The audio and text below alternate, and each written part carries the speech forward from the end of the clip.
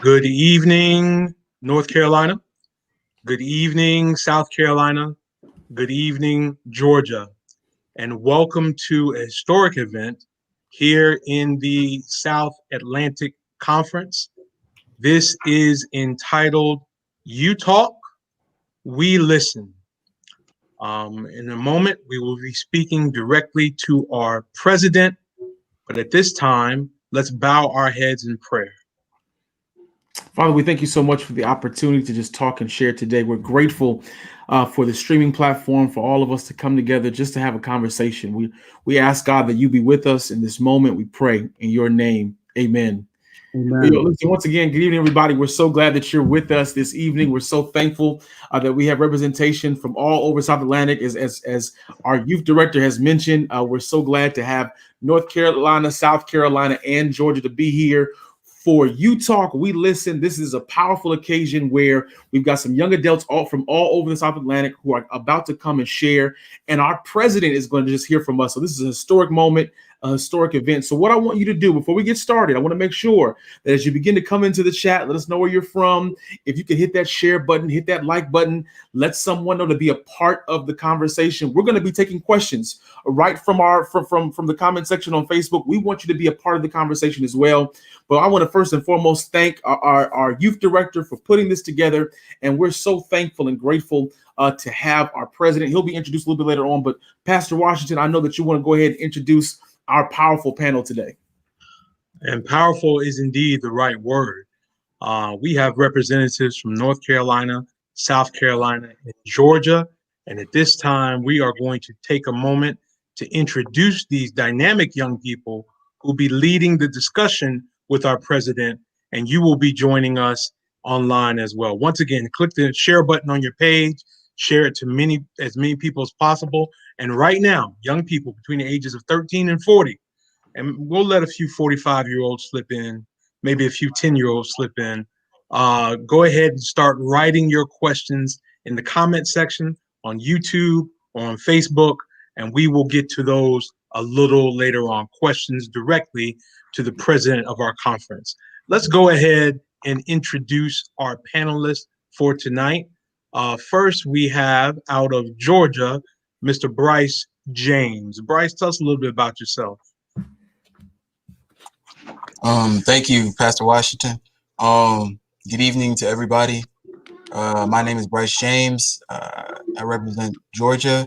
I go to Augusta Ebenezer Seventh-day Adventist Church in Augusta, Georgia, under the direction of Pastor Lauren Hodnett. 17 years old. I'm a senior this year in high school. Really happy to be here. Awesome, awesome, awesome. Next, we have out of South Carolina, Sister Kathrina Samuels. Sister Samuels. Hi, good evening, everybody. My name is Kathrina Samuels. I am 26 years old, and I am the AYM leader at Sumter Berea SDA Church here in Sumter, South Carolina. So shout out to all my young people. I love you all. You guys know I love you. Thank you, Dr. Washington, and thank you, Pastor Winston, for allowing me to be a part of this awesome experience. I trust and hope that something will be said that will be a blessing to our young and our old. So again, thank you so very much for having me tonight. All right. Thank you, Kathrina. Now we have out of also South Carolina, we have Natasha Jones.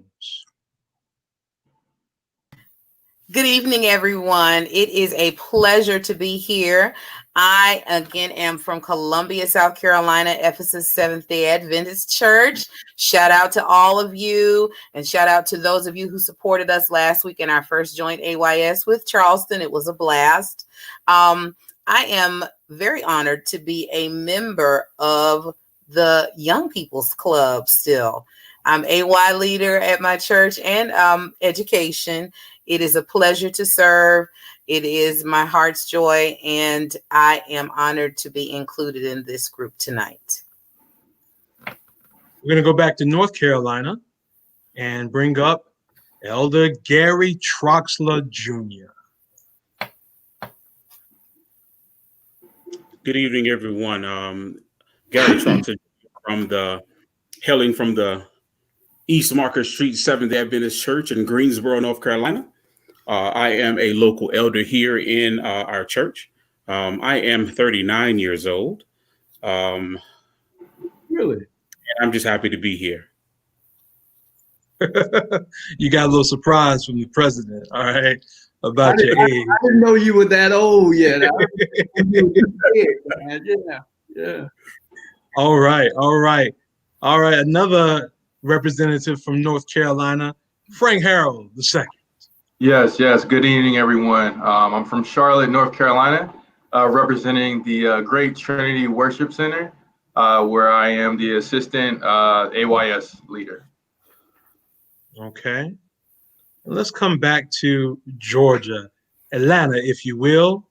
And we have with us internationally known Jhai Sampson. Hello, everyone. I'm Jhai Sampson, and I'm 21 years old. I'm from Atlanta, Georgia, and I'm currently studying at Oakwood University. I attend Maranatha Seventh-day Adventist Church under the guidance of Pastor Drake Barber. I'm happy to be here. I'm honored to be here with my co-host, Pastor Austin Humphreys. Pastor Humphreys has been recently assigned the Next Gen representative for the South Atlantic Conference, and he's one of our most dynamic pastors in Eastern North Carolina. Elder Humphreys, take over now and present our special guest. Well, tonight, everybody, I'm really thankful, and Donovan, thanks for the introductions of all of our special panelists. But tonight, we are so grateful and thankful for the first time we're doing this, really ever, to have an opportunity virtually to talk to the president of the South Atlantic Conference. I am so thankful and grateful that Elder Winston, out of your busy schedule, this is something that you wanted to do. You wanted to push this. You wanted to be a part of it. And so we want to say thank you so much, man, for just taking the opportunity to come and to just listen to what young adults and our millennials have to say. But Doc, we're so thankful that you're here tonight. Thank you, sir. Thank you for having me, and thank you for allowing me to be a part of this august body tonight. I am excited. I know you, I know your families, but to be able to talk to you one-on-one and 1-on-8 tonight is an honor for me. So thank you for allowing this. And thank you, Dr. Washington, for arranging it. My good elder who let's see how to say this. He watches our borders on the northern end of the conference to keep the Virginia people from invading us. So we appreciate Pastor Humphreys.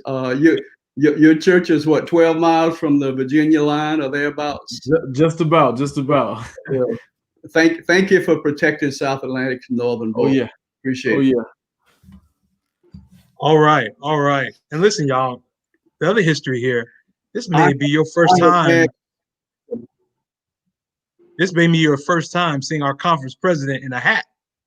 And you don't see my hat? We got you, man. We got it. We see it. All right. First time. Well, let's go ahead and jump into it, Mr. President, panelists. I'm going to throw out the first question for the evening.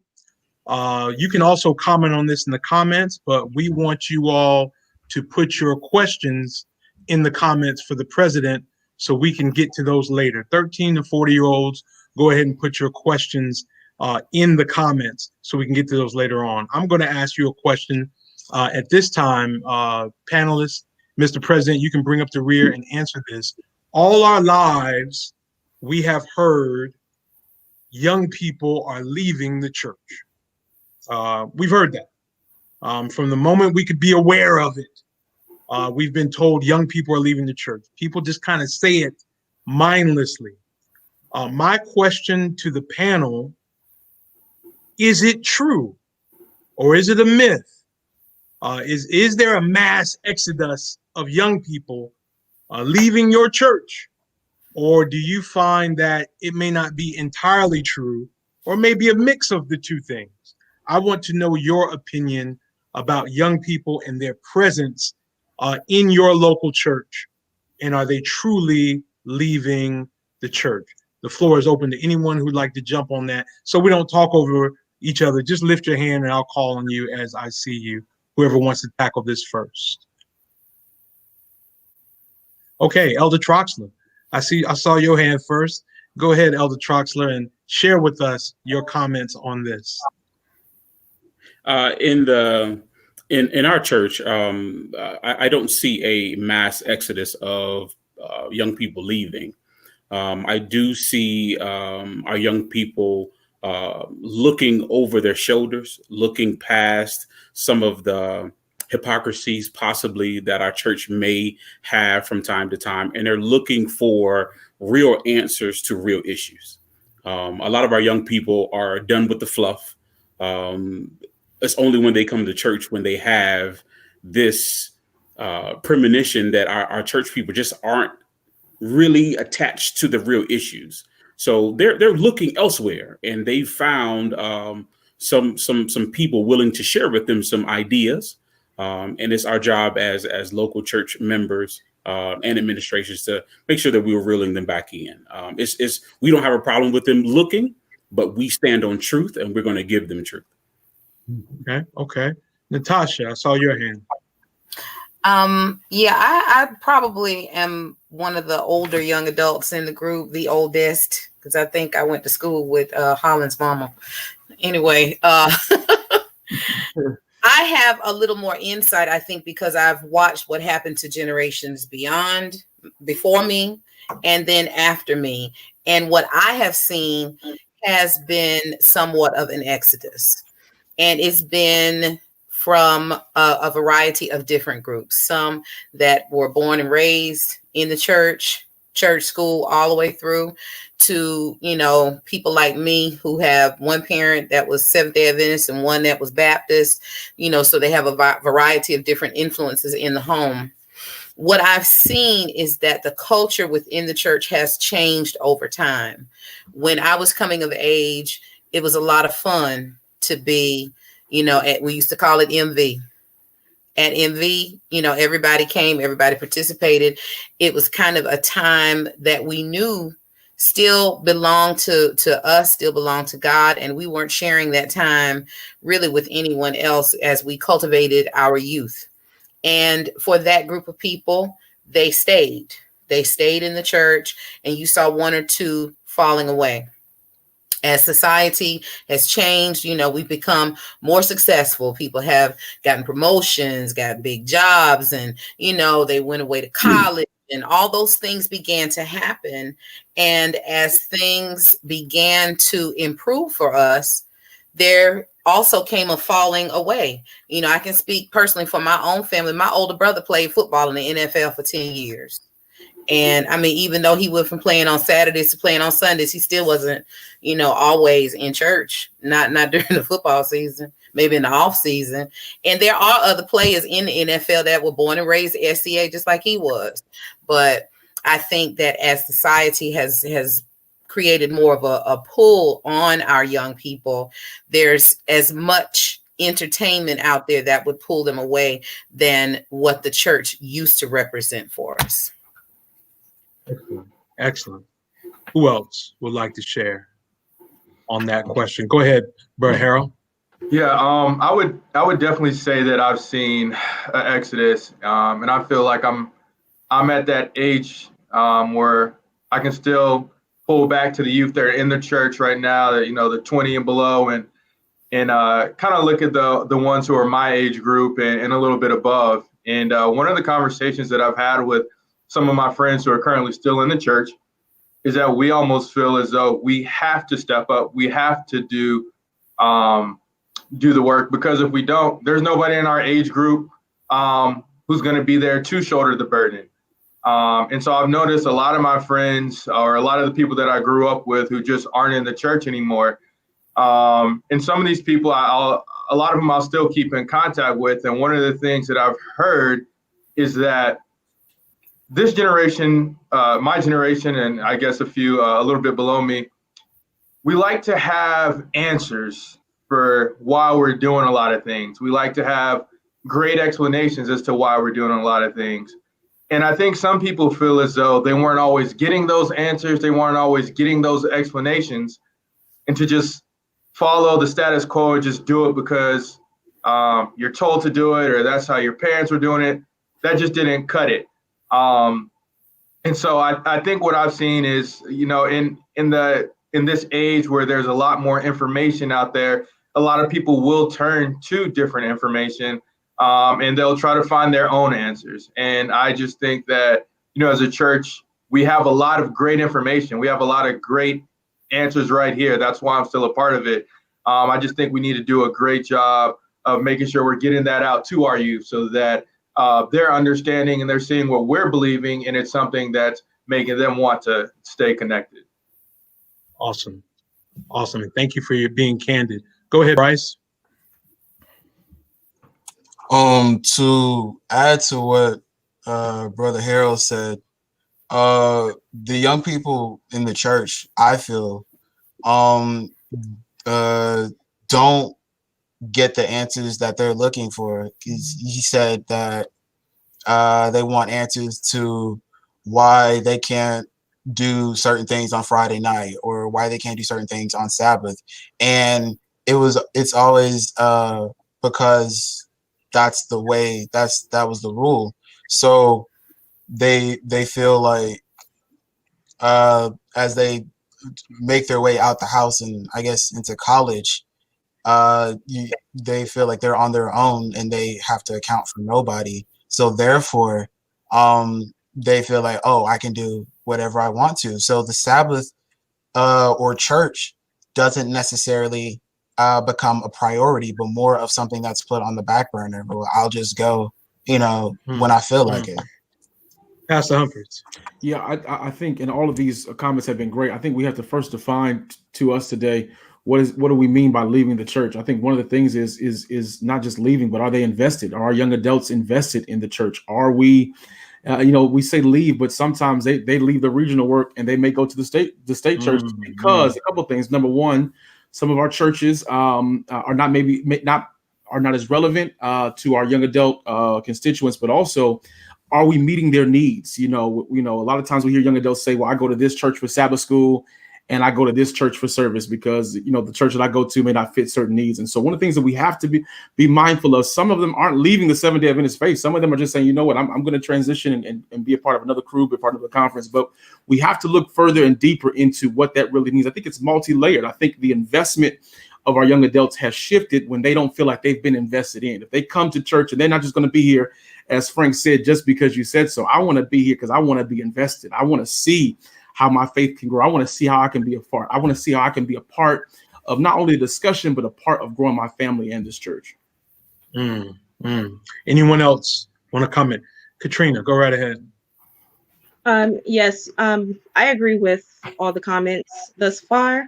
But just to chime in, I've seen my generation leave the church. I've seen older than me and I've seen younger than me. Mostly when they get to the age of going to college, as somebody already stated, now I'm out of my parents' house. Now I can explore such and such. Now I can do this. And I think part of the problem is that, sometimes our young people, instead of teaching them how to develop their own relationship with Christ, it is, oh, I'm going to church because my mom and my dad says I need to be in church. And so it's just a tradition and it's just something going over and over for them to just be in church, not because they want to, but because they're forced to. Another factor where I see a lot of young people leaving the church is because sometimes our young people aren't being trained to take over the work later on. We must encourage our young people to share their ideas, and when they bring their ideas to the table, take them and allow them a chance to be a part of the church, be a part of this, be a part of that, so that they can be train them so that as they get of age, they'll say, well, there's nothing out there for me to to catch me, so I can be of service to Christ and of service to my church. So I think there are many factors why our young people leave, but I think one of the main ones is that our young people aren't being trained, and certain things are being forced upon, and we just upon them, and we just have to be careful how it is that we're doing certain things, how it is we're speaking to them, and just include them, let them feel that they're part of our church, let them feel that they they can take charge and do things that God called them to do. All right. We don't want to cut anyone off. Is there anyone else who would like to share? Mr. President, if you could react to what you've heard directly from the young people of this great conference, the floor is yours, sir. Thank you for your comments and for your candor. Let me start by saying that I was one of those young people who left the church. I was born into a Seventh-day Adventist family. My grandfather was a Seventh-day Adventist preacher. And I asked myself, why did I leave the church? And I just drifted away. There were things that in the world that were more appealing, that were more exciting. And I just kind of drifted away, as many do. I don't know if there's a mass exodus. I've heard what you said, you all have said tonight, but there are a lot of young people where church is just not relevant for them.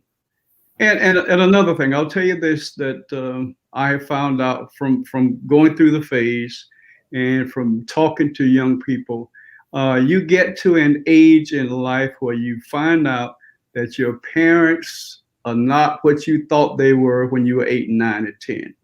That your parents are struggling, that your parents may not have the best relationship with God that you thought they did. And our families break up and our families have issues. And sometimes what would keep us in the church family and Sabbath dinners and all of that has gone. And we have broken homes, and we have imperfect parents. And the anchor that the church was is just not there anymore. So I suppose my answer is that young people have been leaving the church since the beginning of time, but the church has not helped to anchor them so that they want to be there. I know of churches that stopped having AY. Just Sister Jones, stop having AY. How can a church stop having AY or MV or something and they stopped it on Sabbath afternoon, or they do it quarterly or something like that? I think we have to have activities and programs that not just entertain our young people, but get them involved and give them the leadership of it. So the church does have a responsibility. But thank you for your comments. I am taking notes as we go along. Our church has to give back, not just take. Our church has to give back, and it has to give to our young people. All right. Thank you all for your comments. Pastor Humphreys. Yeah, listen, my question to the panelists and, of course, ultimately to Elder Winston. Listen, COVID-19 has forced us all into this virtual space. We've seen churches, from Zoom to Facebook to Ecamm Live. We've seen stuff on Twitter, Instagram. All of us are trying new things, whether we like it or not. We've seen ministries like myself and Pastor Scott, we brought our 4 churches together to do ministry, now worship. We come together and lead. I want to ask you all, what are some of the relevant things that you've seen about church? I know a lot of young adults that I talk to say, listen, some of the things that they enjoy online worship, they see it now. And when we do get back, church can't be the same. It can't be the same. I want to talk a little bit about that. What do you all feel about church, how church has been now, and what are you looking for church going forward after COVID?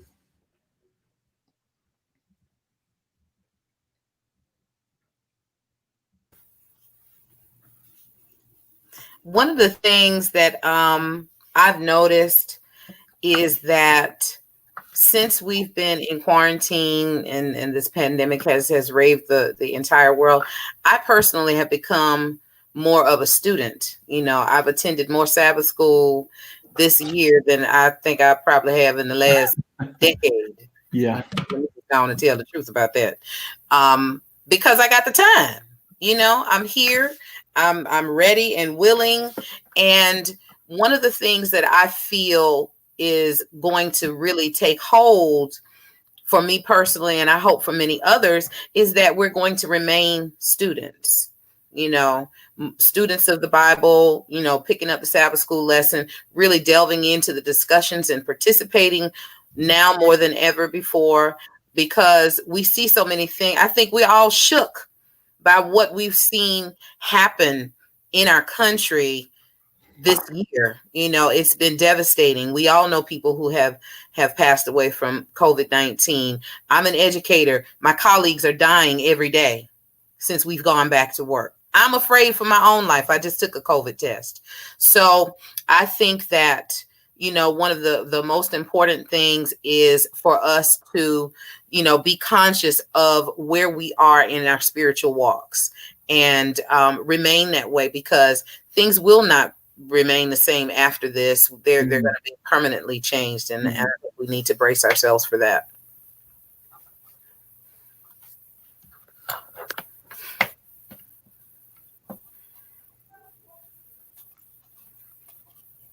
Go ahead, Gary. Conventional wisdom says that it takes about 21 days to form a habit. We have been in COVID-19 protocol for 6 months. It is going to take a strategic plan from the conference level officials on down to the local church officials to come up with a plan so that we can regain our churches. We are comfortable clicking the mouse for our ministry. That's where we are. And we're going to have to figure out a plan to go get the members who have, for safety reasons, decided to stay at home. And for those who are wishing to come back, there must be a strategic plan for the members to be able to come and worship and fellowship with one another again. All right, we're talking about COVID-19, the ministry response, what you're seeing. Who else would like to share? Yeah, I want to push the envelope on that if I can a little bit, Gary. I appreciate your comment. I think now more than ever, you know, people are more engaged with some of our churches where they can click, where they can be on Zoom, where now I don't have to knock on your door. I can send you a link. I mean, even for my churches who don't exceed over 100 members, we have over 600 members that follow us on our pages. And so we're seeing some engagement. Do you all see, I mean, I know when you talk about us going back to church, how do you all feel about this? Do you think we should stop at cold turkey, this online service, when things get back to normal? Or do you think there needs to be a both and, Gary? Is that what you're saying? We have to continue our online ministry and continue and find a plan to go back to church. Is that what you're saying? I am saying that our church is split right down the middle. Okay, I think Gary's having some technical difficulties. We're going to have to meet. We're going to be like Paul and be all things to all people, if we can, to minister to the needs of the people. Definitely.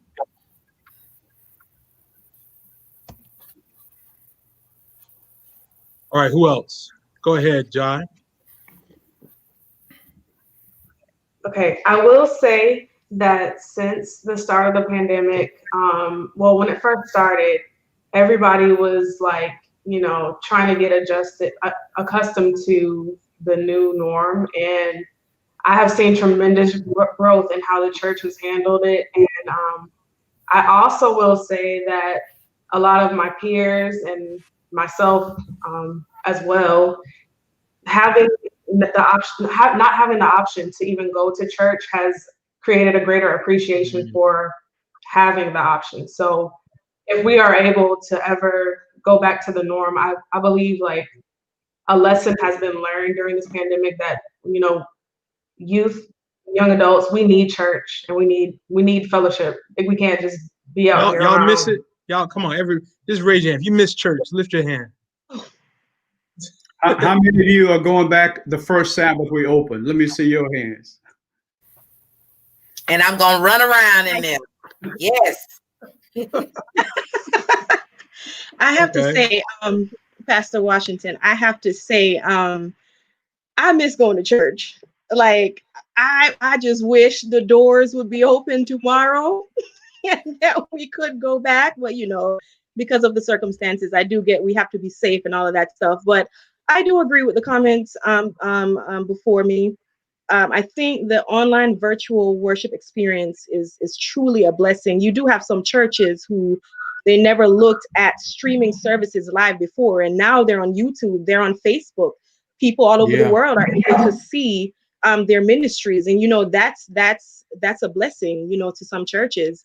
It is important to keep youth ministries going. It's important to keep the other ministries of the church. So I think that our churches have been doing an awesome job as far as keeping our ministries going virtually. And it's important that, we just keep doing it, keep doing what God called us to do. But I miss my church. Good. All right. Thank you for sharing. Anyone else want to comment on the COVID environment that Elder Humphreys brought out?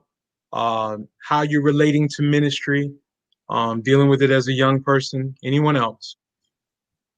Go ahead, Bryce.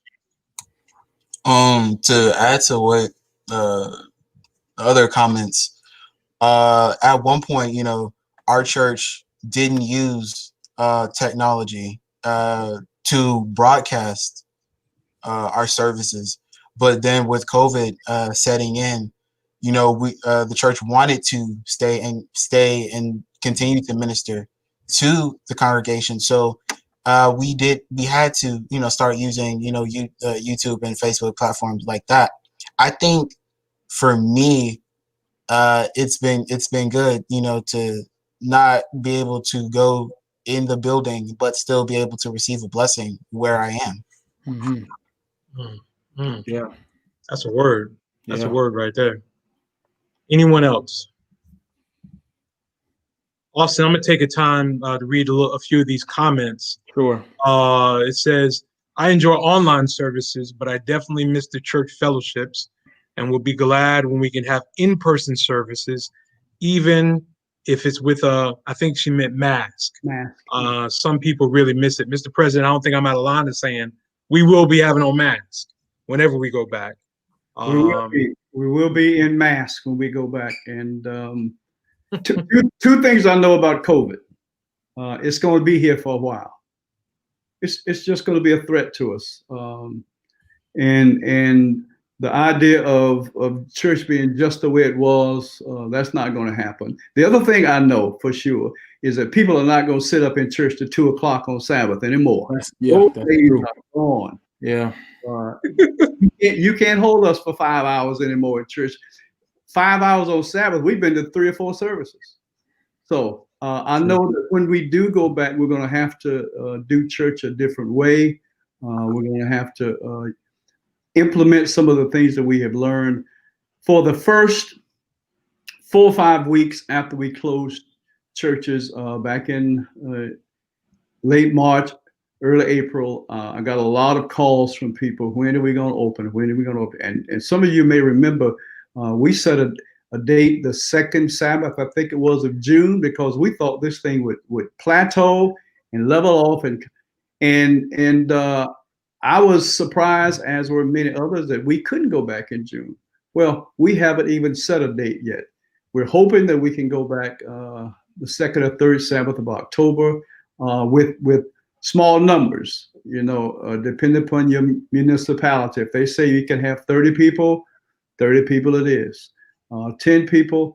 I have not, I have been in churches, but I've been in churches for funerals. Back in March, all of us in the conference cleared our calendars for travel and canceled all of our appointments. I have been to several funerals, and I preached in one church, and there were 7 of us there, including the pastor and myself, and the rest were people doing the video. The idea of going back to church as we did before, that's not realistic. But when we do go back, it will be with whatever the municipality says about how large a group we can have. We'll wear masks.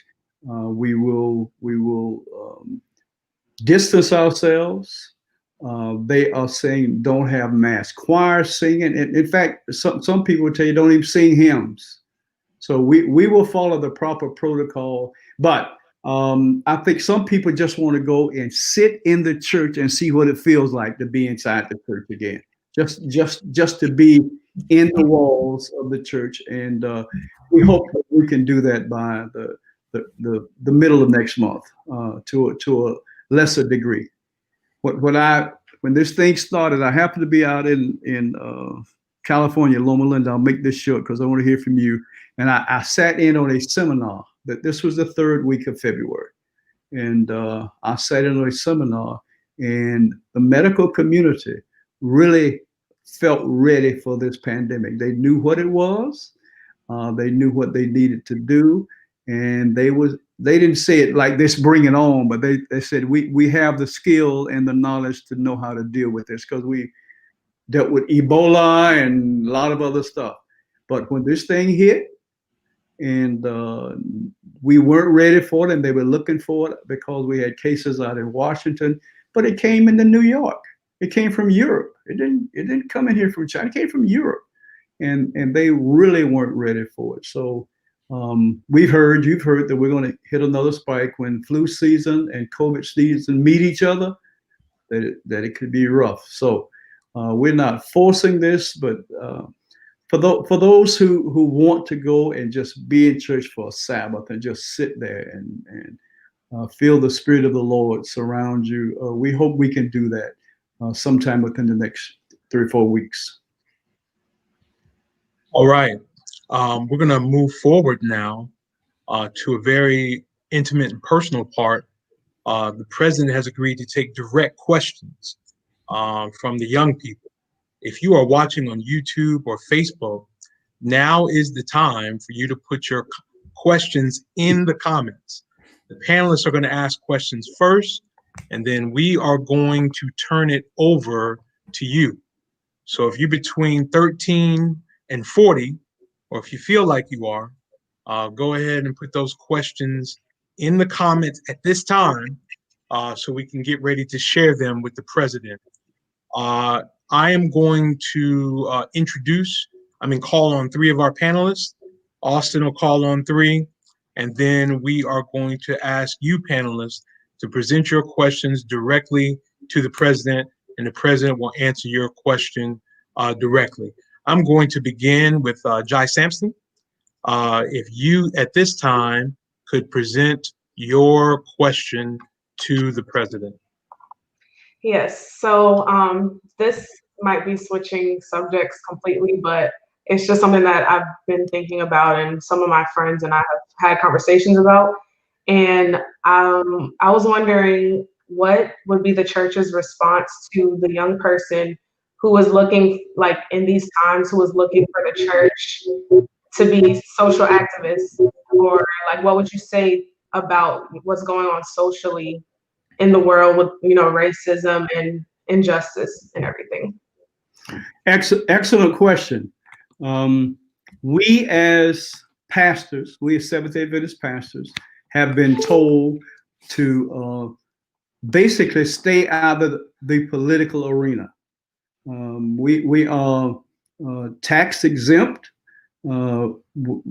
They sometimes threaten the tax exempt status of churches if we become overtly political. The word is political. But if you know anything about the civil rights movement of the late 50s and 60s, it was the Black church that led the civil rights movement, and the Black preachers. Adventists were not very much involved in it. We kind of missed the civil rights era.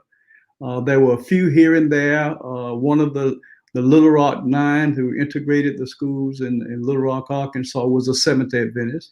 But for the most part, we haven't had much involvement. I think that is a mandatory thing for Seventh-day Adventists. You see me with my vote hat on. We should get people out to vote. We should help them get to the polls. We should encourage them to pre-register. We should do the census, and we should talk about all of this violence. We can march. We can protest. We don't burn down buildings. That's not Adventists out there burning down buildings. We don't hit people in the head with bricks. But we need to have our voices heard. We need to be on the front lines. We need to make sure that we are in the thick of things. We missed a great opportunity before when the others, the Jewish people and the Catholic people and all of the others were out there. And the Seventh-day Adventists were in their churches just kind of hiding out, not very much involved. It would be a shame, as my father used to say, a crying shame if we are not involved in social justice. And our young pastors are, our older pastors are, have done a fantastic job speaking up, and we got to continue to do it. All right. All right. Jhai, was your question answered? Yes, thank you. Okay. Thank you for the question. We're going to move now to Gary Troxler. Gary, it's time for your question, sir.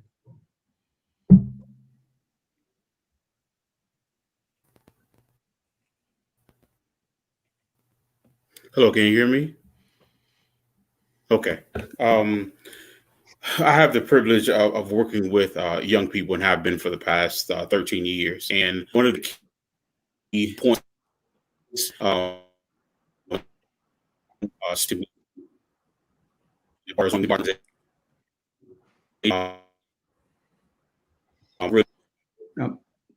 Okay, hold on, Gary. Hold on, Gary. Your connection is off. Your connection is off, and you're breaking up. So we'll come back to you, let you solidify that, and then I'm gonna turn it over to Kathrina at this time. Kathrina, if you could ask your question, and Gary, we'll try to bring you back on the back end. Your connection started breaking up on us. All right, go ahead, Kathrina. Okay, so Pastor Winston, this is something that kind of bothers me a little bit, but we know in our churches we have young people who are very willing. At my church specifically, our young people are willing to participate in church services, whether youth sermons, you know, things of that such. And I know that our age that we're talking age group this evening include Dr. Washington, if you don't mind, just a little below 13. They are so willing to do things in church. However, here is the issue. There may be people who think that we have children who are not old enough to even be on the platform reading a scripture, let alone doing a youth sermon. And so our young people have become aware of this. They're very much aware. And of course, this can be very discouraging if, you know, they are very willing to do what God called them to do. So my question this evening, Pastor Winston, is what words of advice or encouragement can you give to our young people who are willing but are being told that they're too young to do certain things? And what advice can you give to those church folks who believe that children are too young to be trained to do God's the first work? thing I would say is that I should not have any pastors working for the South Atlantic Conference who think that way. The pastor is our agent in the church to make sure that the church reaches all of the people. First of all, I wish this church had the resources and the wherewithal to have ministry for different age groups. A 13-year-old and a 26-year-old don't have much in common. To group them to say, okay, you're a young adult and you're a young adult. I don't see where that's a good grouping. I don't see how a 45-year-old and a 12-year-old have a lot in common, because that's your mama, that's your daddy. I wish we as Seventh-day Adventists as a church could minister to different populations, the early teens, like we do Sabbath school, young adults, youth, to group them all together. I remember when the basketball leagues were going on, and the young guys wanted to play basketball, but there were old men out there on the floor that wouldn't let the young guys play. And when I'm saying old men, I'm saying 35 and 40, Gary Troxler. Those were the old men, and the 15, 16-year-olds couldn't play because the daddies ran them off the floor. We need to do a little better job of ministering to these people groups and to these children and then teenagers and young adults, because they have different thoughts, they have different ideas. A 15-year-old brain has not fully developed, whereas A 30-year-old has very, very serious thoughts about life, about where this world is headed. Some heavy things weighing on their minds. So I think we can do a better job in the church of ministering to people groups and trying to isolate the age group so that we can hear what they have to say. I don't think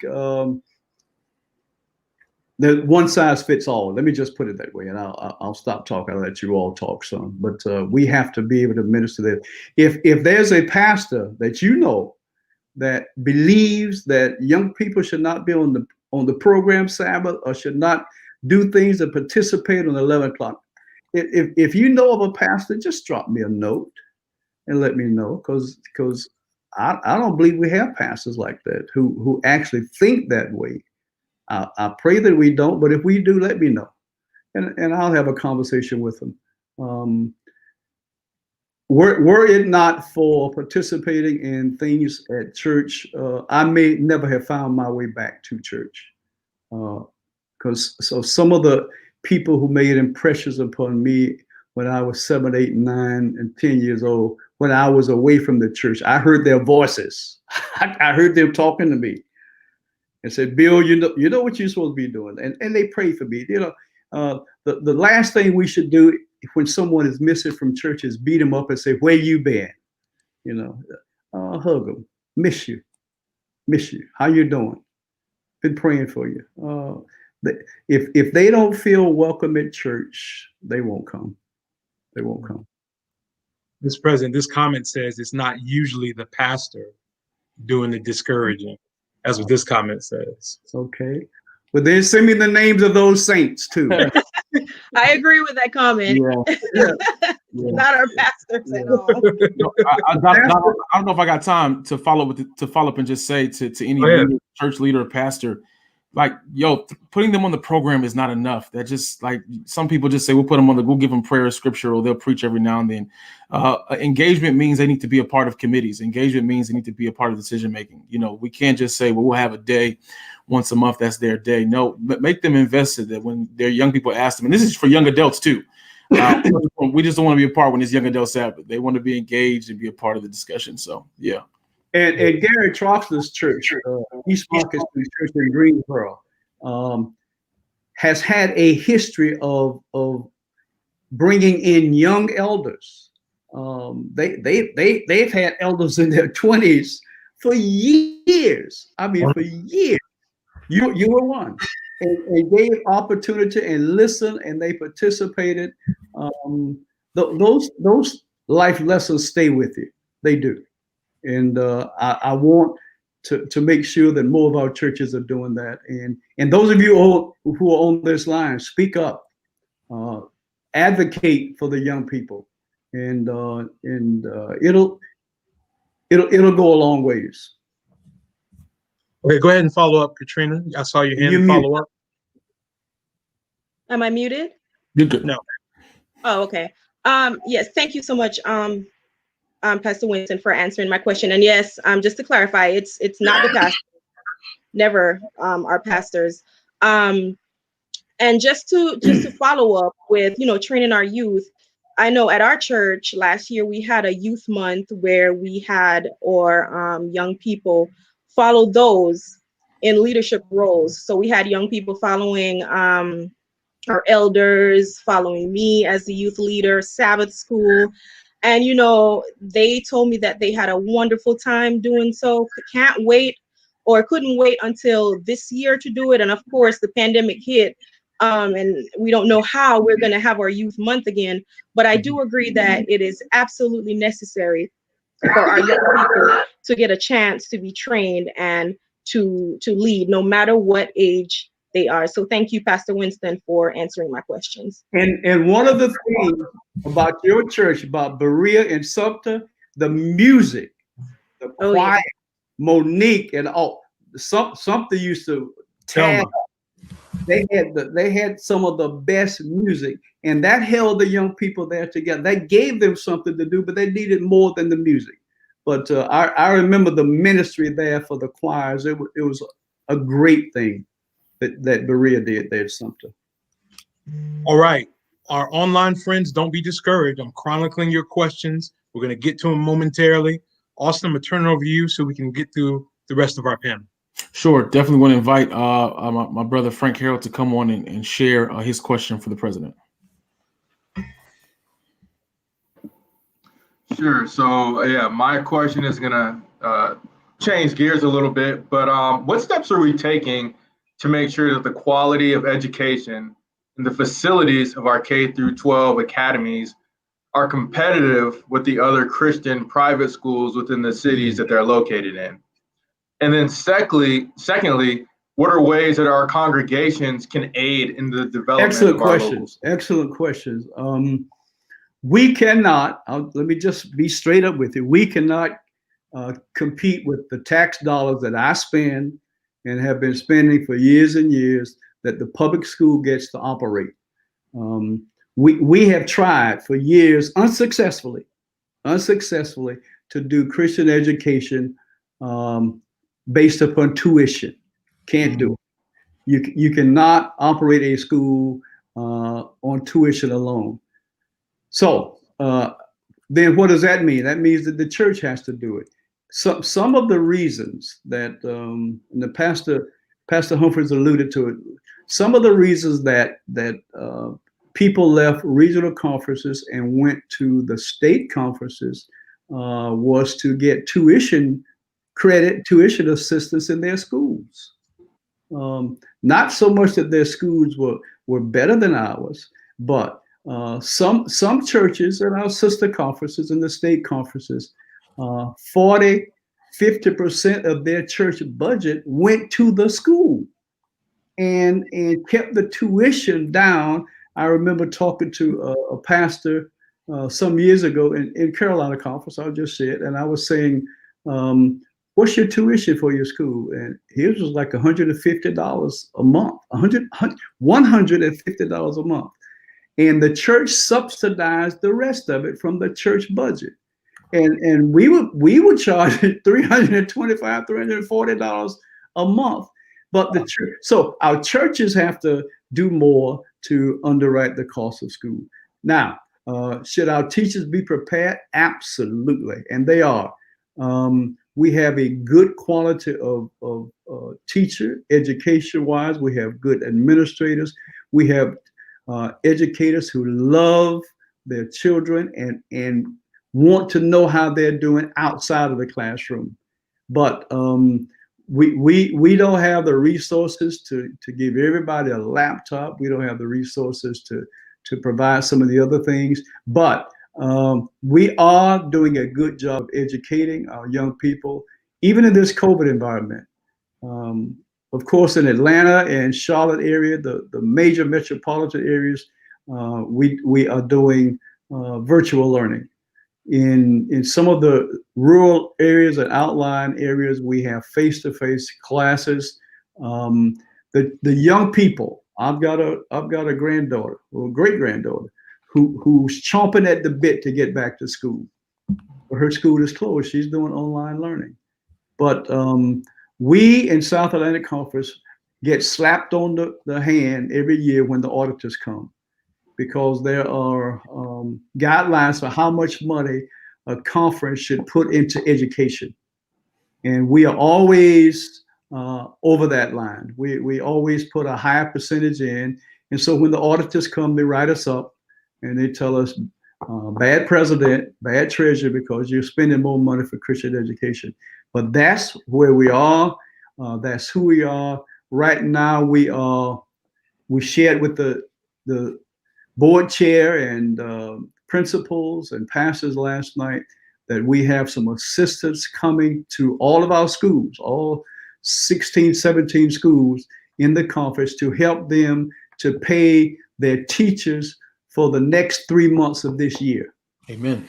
We know parents are having trouble with tuition. We know we have allowed some in on promises, but because of funds that the government made available, that the church has decided that it's okay to use those, especially if you have teachers who risk not getting paid.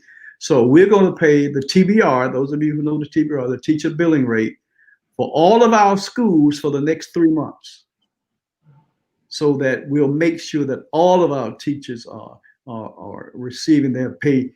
And we are hoping that during that time that the churches and the schools will be able to squirrel away a little money. So when January comes and Santa Claus has gotten all the money and tuition is low, that the churches and the schools are still in a position to make sure that their teachers get paid.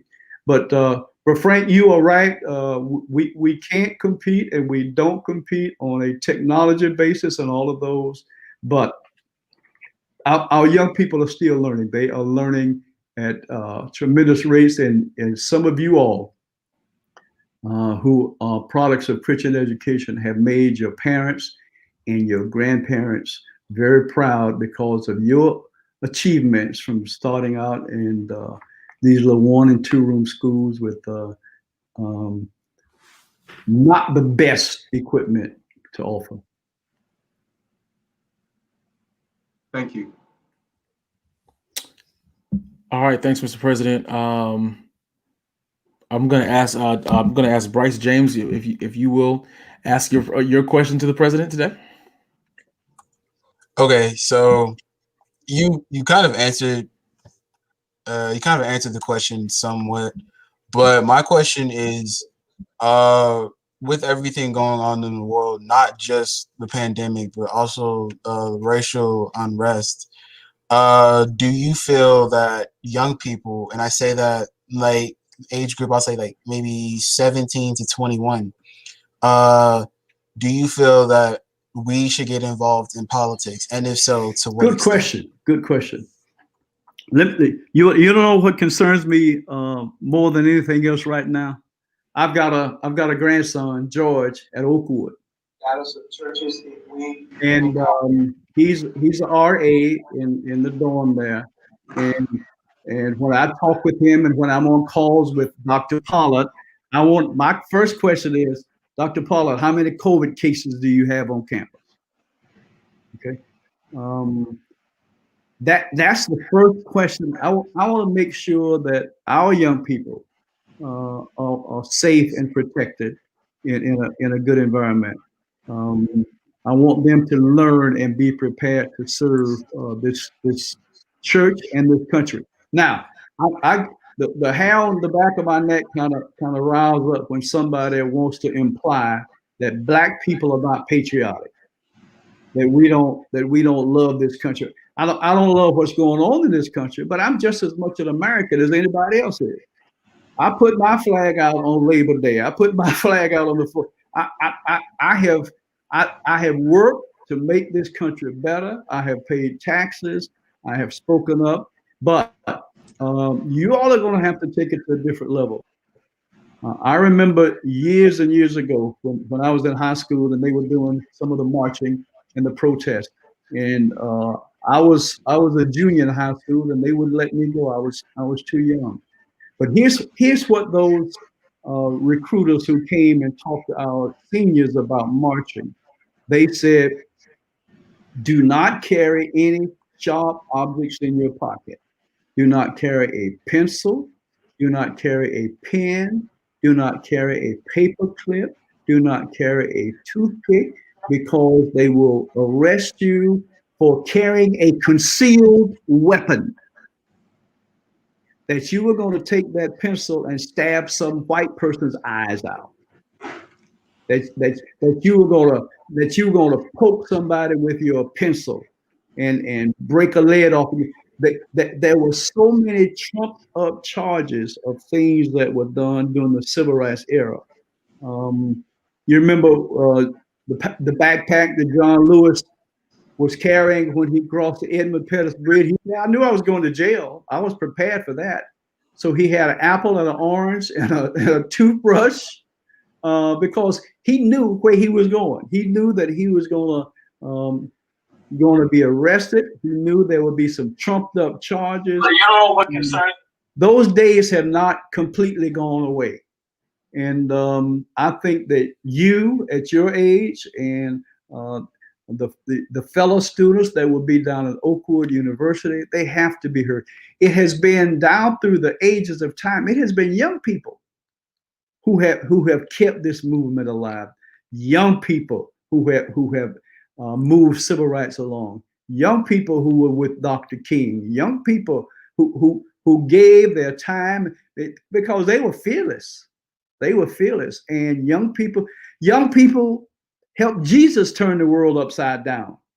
Jesus himself was just past 30 when he started his ministry, and some of his disciples were younger than he. The young people are the ones who ignite this work and who keep it going, and that's you. You've heard us old people say, you all got to finish the work, and you do.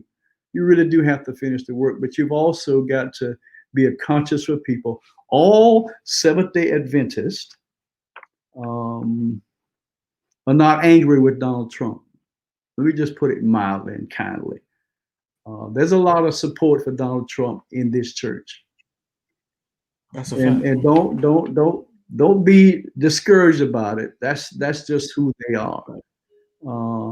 But you've got to do. You see my cap?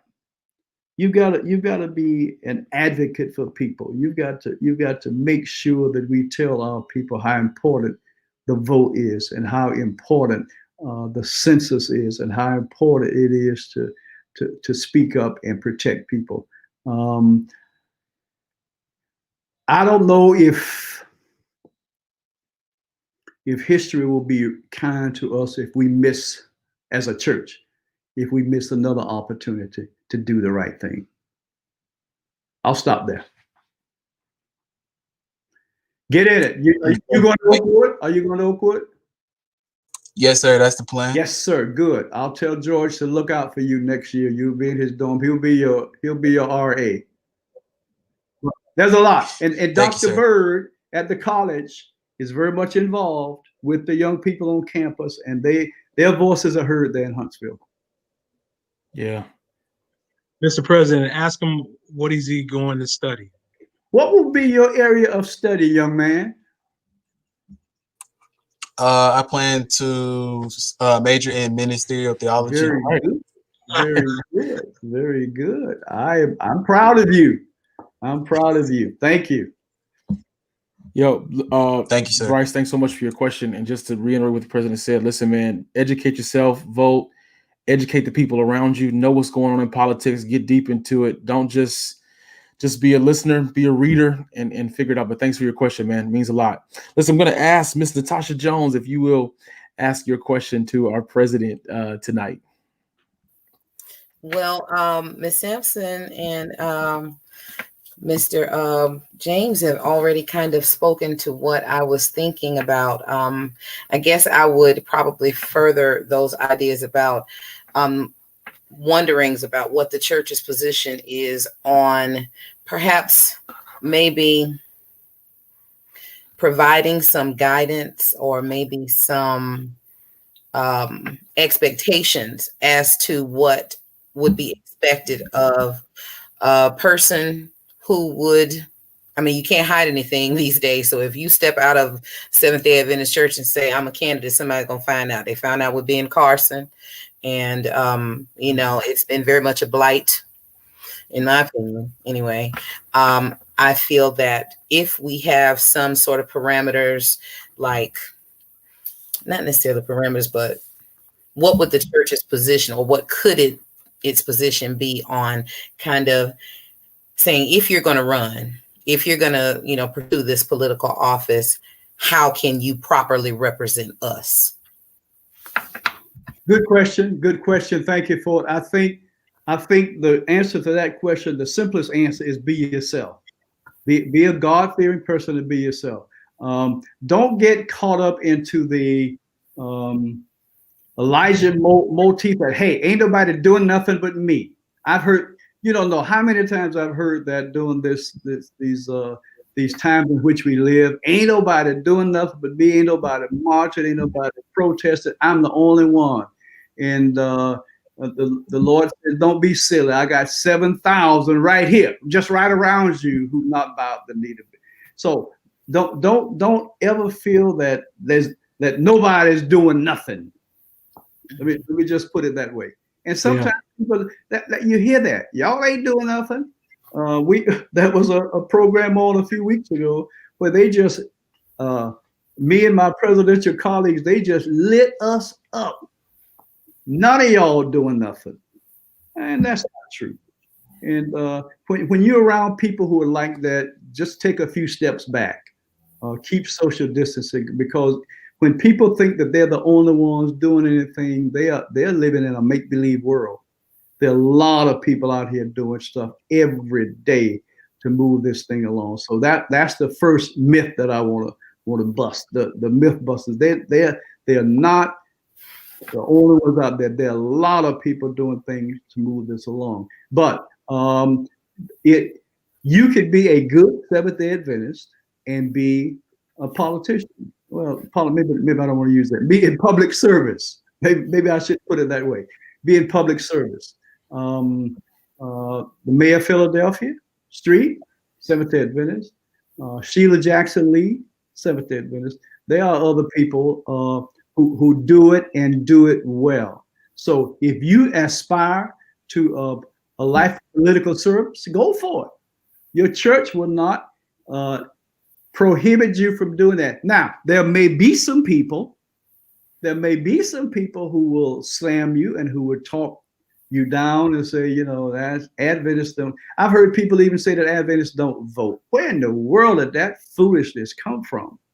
That's nonsense. That is nonsense. So, but ask the Lord to send you people who will encourage you and help you get to where it is you want to go, because Daniel and Joseph, and there are so many instances in the Bible where God put his people in there to help get this work done, and he still does it today. So those of you who are studying political science, I don't know if they have it at Oakwood, if it's history, whatever the pre-law people do, go for it. Go for it. But be honest, be a person of integrity, and be who you are, and God will bless you. Absolutely. All right, Mr. President, we thank you for answering. I think we got all the panelists, Pastor Humphreys, right? Yes, sir. Okay, yes, sir. So we got all the panelists. Did we get Gary? Well, his internet didn't cooperate, but we have him in the comments. Okay. And so we're going to pass this question on to you now. Folks, we're getting into the home stretch of our program. We'll be wrapping up soon. And now we are about to honor our online viewers. The analytics are great between the pages and YouTube.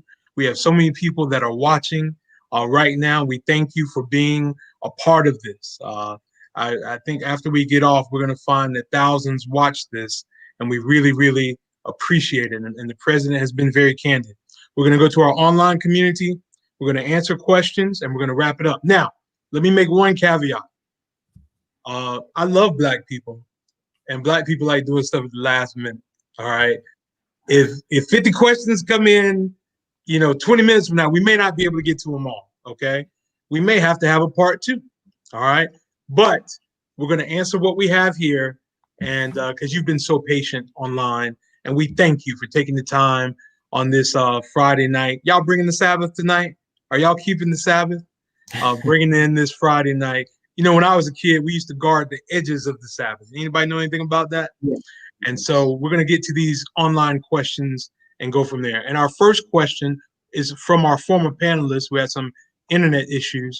And it says, Mr. President, worship and worship services. What are your thoughts on churches' trend moving toward contemporary or modern worship services? And how does the local church, or how should the local church address that? I think we should have a variety of worship.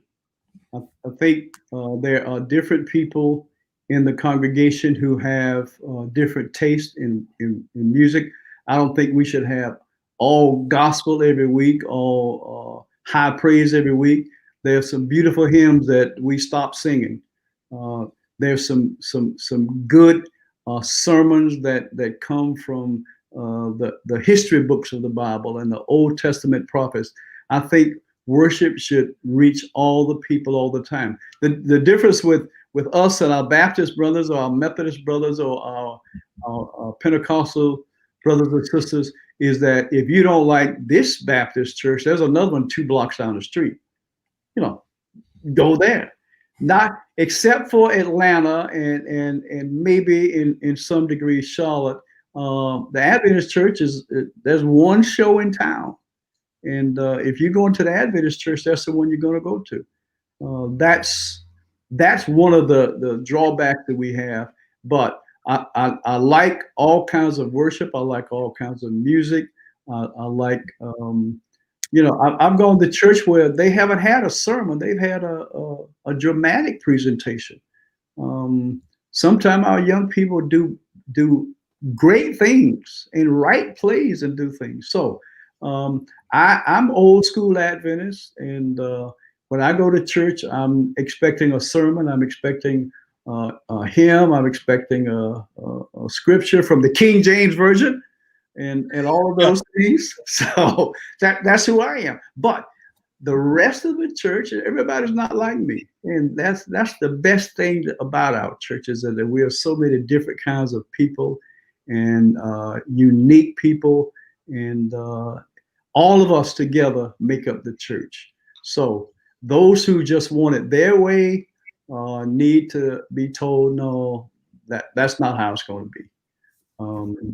And that's, again, why some people have left the church. One of the things that Greensboro had years ago, when I spent some years in Greensboro was, I think, the only church in the conference that had Friday night Vesper at church.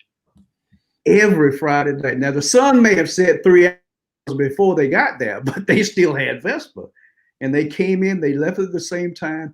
It was, and we would sing, Brother Miles would get up there and lead hymns on Friday night and have a beautiful worship service to bring in the Sabbath.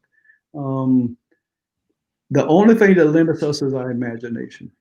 And we have some of the most beautiful voices anywhere in Christendom. The voices and the music that we make and the gifts that God has given us, and people on instruments and on keyboards and organs. Sometimes I can just sit in a church and listen to music and listen to the organist play and listen to those things and bring tears to my eyes. We have to allow everyone to have a worship experience that meets where they are. So South Atlantic has not banned the drum, Mr. President. No, sir. If a church doesn't want drums, that's up to the church. But you can't say it's in the manual or it's something that we prohibit as a church. We do not. We do not. Okay. Let's go to our next question. Recently, this is from Eden Sampson. Recently, I have noticed a lot of young people on social media platforms questioning God and Adventism. Most of the time, the reasons have something to do with the trials we are facing in today's society, because they think Christianity as a whole came from slave owners. What advice would you give me so I'm able to minister to them, Mr. President? There are people who get upset if they see a Jesus with light skin. They want an Afrocentric Jesus, and there are a lot of ills associated with Christianity. Those who brought us over on the slave ships called themselves Christians. They found reasons in the Bible. They took scriptures and supported slavery. Yes, there's a lot of things that we can look back at society and say, yeah, part of the mess that we're in now had to come from Christians. And the best thing to do is not try to convince them that they're wrong, but to say, yeah, I understand where you come. I see how you could believe that and think that. But Jesus was a Jew. He lived in Africa. He ministered to people of all races and colors and hues. and that God is the God of all people. We that's why we don't have any real images of Jesus. We don't know what color he was. He was probably brown skinned. He was definitely brown. The people in that era and in that world were brown skinned people. Can't hide in Egypt if you wasn't. That's right. That's right. And so, but when somebody is struggling with that, I would not belittle their comments or their feelings. I would listen to them and say, yeah, I see how you can believe that. I see how from the information that you've had, you could draw that conclusion. But God loves all of us, and one day He's going to fix all that racism and race baiting. This world came out of the Mediterranean, and when God reached down and formed man and woman out of the dust of the ground, it wasn't white sand from a beach. Yeah. Say that. It was the good earth that He had created. So and help them and be kind to them. Just be kind to them and affirm them. Pastor Humphreys. Oh, you talking about this next question? How did you find your way back to church and what age? That's for you, I think, Mr. President. When you mentioned, if you could briefly give us the briefer. If you promise not to repeat this, I'll tell you. But when I was a teenager, early 20s, I was not going to church. I had just wandered away from it. I got married. I married a young lady who was the daughter of a first-day preacher. My wife was a PK, but she was not an Adventist PK. We got married, and I picked up some habits that were not good, that you didn't learn at Vacation Bible School and other places. And we met some people, some Adventists up there, lived in Illinois at the time, at Broadview Academy, a little lady who was friends with my nieces and nephews. But anyway, a long story short, one Sabbath morning, my wife got up and said, I'm taking the girls to church. Do you want to go? Now, my wife, Baptist. My wife's father was a preacher. The only thing that my wife knew about Adventists was me. And what she learned from me wasn't much. But she decided that she was going because she had a friend, a good friend of hers, who played the piano for the Seventh-day Adventist Church there in Maywood, Illinois, long time ago, far, far away. And her good friend said, you looking for a place for your children? She said, the church where I play, the Seventh-day Adventist Church, really has a good program for children. So my wife got up on a Sabbath morning and took our children to the Seventh-day Adventist Church, and that church just loved up on her and loved up on those kids like we're supposed to do. And then she started telling me about Thursday of the week, I'm going to take the kids to church. We're going back to church this Sabbath. Do you want to go? And I said, I'll think about it. And come Sabbath, I got up and I went to church. And that's been, 40 odd years ago, way long time ago. And I may have missed 3 Sabbaths in those 40 years. But it was my wife, who was a non-Adventist, who got us back into. It was my wife who grew up eating everything but the hog, but the squeal, who made us vegetarians. I grew up Adventist. I wasn't a vegetarian. My wife, that the Lord reserved for me, is the reason that the Winstons are vegetarians, and on some days vegan. That was my wife. My wife did that, and the Lord used her. So that's the short story. Awesome. Mr. President, Sister Waddell says, what initiatives is the conference taking to encourage voting, especially among new young voters? I'm glad you would ask. Besides this lovely hat that I'm wearing, we have done some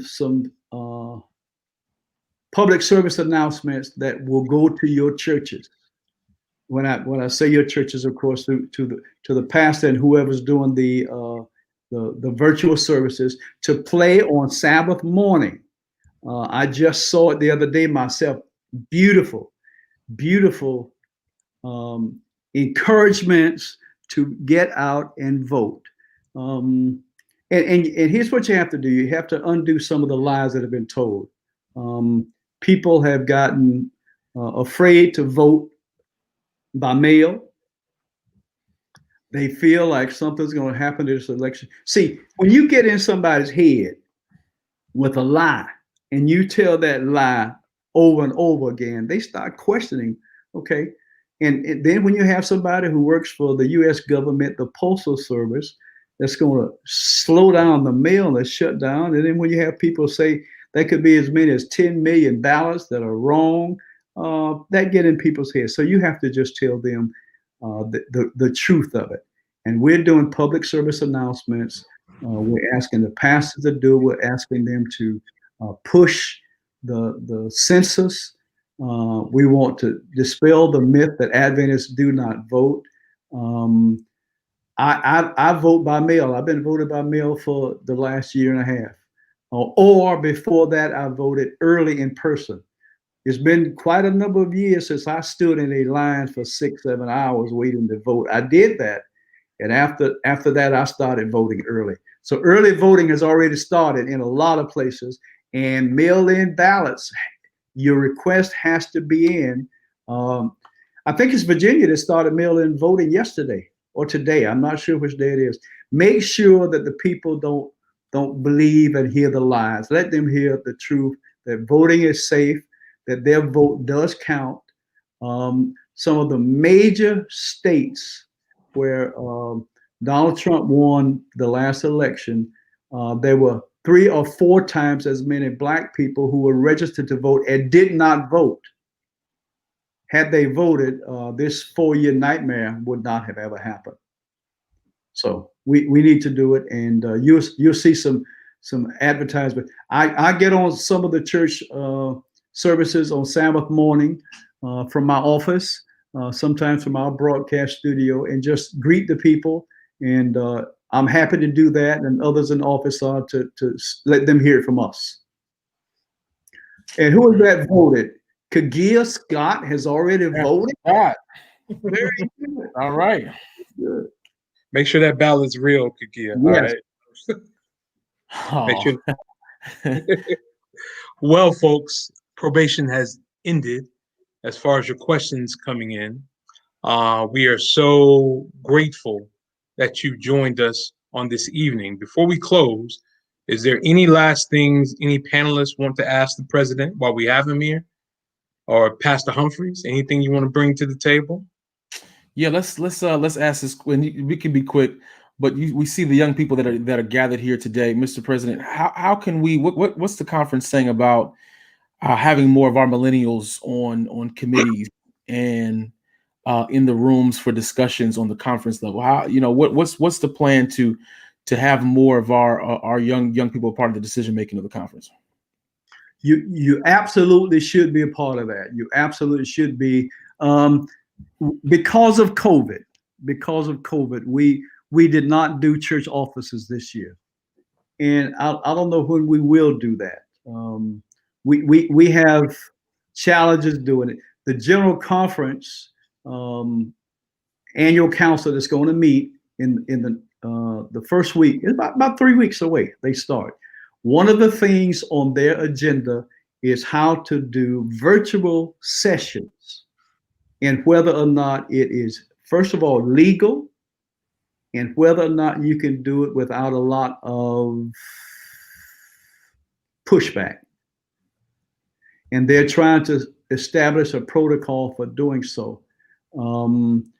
Unions, the World Church is going to have a General Conference May 20th, 21st next year, with about 10% of the normal group that they have. They'll have 6,000 or 7,000 people in Indianapolis, where they were expecting, when we first started planning it, 70 or 80,000. But they can do that, and now they're trying to see how they can do it without bringing people into this country, because many of the people who are General Conference delegates and all cannot travel to the United States. So if you remember General Conference from 5 years ago, when they had all that mess about balloting and voting, it was a mess. So now I can imagine that doing a virtual General Conference ballot with people from all around the world is going to cause a lot of problems. So I don't know. Mm-hmm. But they're trying to see how we can do it. Now, we have enough problem doing offices when everybody's in the room. Now, how we do that with people in 50 different locations, I don't know. We're waiting for some guidelines. I spoke with Elder Alex Bryant, our new NAD president, the other night. He says they're waiting for the General Conference to put out their guidelines, and then North American Division will establish some guidelines, and then we'll see how we do it. But we have asked the church, and you are the church, so I'm telling you, we have asked the church not to have elections, that we will not sanction elections this year, that we would ask people to stay where they are, and that includes you, where you're serving, and for people who absolutely cannot do it for some reason, that they would just replace that person and not try to have elections. It's going to be very difficult, and how long we'll be in this, I just don't know. So for the offices you hold as AY leaders and Sabbath school teachers and elders and all of that, continue to do that. We need you to do that. And if someone that you hear of says, well, I'm just tired, I can't do it anymore, and they've been doing it for 40 years, volunteer. Just say, I can do that. I'll be more than happy to do it. And that way we get some new and fresh ideas, and we are a step ahead of the game. But it's going to take a while. I don't know. I listen to science. I listen to the doctors, and they're saying, they're saying it's going to be a while. We are already talking about, as far as administration, we're talking about the possibility of not being able to have camp meeting next year. Even if we have it, I don't think the Saints will be ready to pile 3,000 or 4,000 people in Orangeburg and have camp meeting. I don't think so. So a lot of decisions that have to be made. But thank you for your service, and keep doing what you're doing, and keep encouraging us old folks. Thanks, Mr. President. We appreciate you. Pastor Washington? I've enjoyed it. And we can do a follow-up.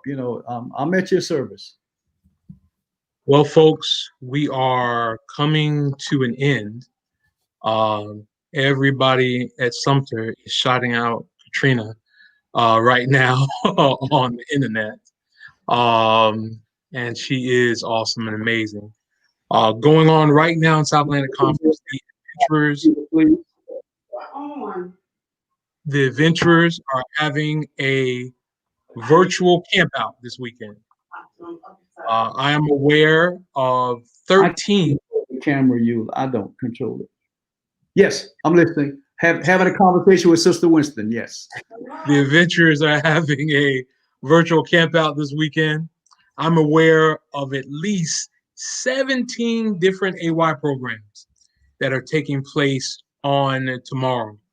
On Sunday, the AY leaders are going to gather and talk about the way forward. And tonight, we've seen the brilliance of Bryce James from Ebenezer, and Kathrina Samuels from Berea, Natasha Jones, daughter of Ann Jones from Columbia, Ephesus, Frank Harrel II, Jhai Holland Sampson by way of Argentina, and Gary Troxler. We've also been led by our next gen rep, Austin Humphreys, all showing that the youth and young adults of South Atlantic care. They are engaged, and they are indeed leading us in the work. Mr. President, on behalf of everybody I mentioned, and every youth and young adult of this conference, and all those who are watching, we appreciate you taking this time. We appreciate you putting on a t-shirt and hat.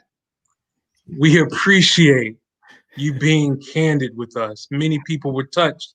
Many people won't even admit they had left the church, but you opened your heart and told that to young people, and a young person was encouraged tonight, and we really, really appreciate it. So we thank you. We thank everybody who watched. We want to listen to you. If you'd like to get in contact with the conference office, call anytime at 404-792-0535. Our president's email, Mr. President, I don't think you mind, is please do. WLWinston@sacsda.org. Young people, he would love to hear from you. He would love to hear from you. And I think that God is going to bless in a special way. So thank you all for being a part of this. Elder Humphreys, give some last words and close us out in prayer. And young people on the panel, thank you as well. The floor is yours, Elder Humphreys. Once again, thank you everybody who watched and were a part. Thank you, Mr. President, to our panelists. We praise God for you guys. You guys did an awesome job. I just want to ask those who are watching live, you can continue to share, hit the like button. Somebody's going to run past us later on tonight or throughout next week. They're going to be commenting. Continue to share. We want you to be a part. Listen, if you still have questions, we'll be in the South Atlantic chat to see it. Message us. You can follow us on South Atlantic Conference on our Facebook page. Hit us up on YouTube. And we just look forward to hearing more information. Mr. President, again, thank you so much. Let's quickly pray. God, we say thank you so much for the opportunity to meet with our president and have a candid conversation. Lord, we know that these are uncertain times, but you are a certain God. And we look forward to just the expansion of the kingdom that is pushed by our youth and young adults, God. We thank you so much for our youth director. Thank you so much for him and his vision. We thank you, Lord, that you have allowed us to just come together virtually to talk and have a conversation, how we continue to grow. We love you and we thank you in your name. Amen. Amen. Amen. Thank you. Thank you. I'm adopting all of you as my grandchildren. On behalf of South Atlantic Conference, good night and God bless. Right.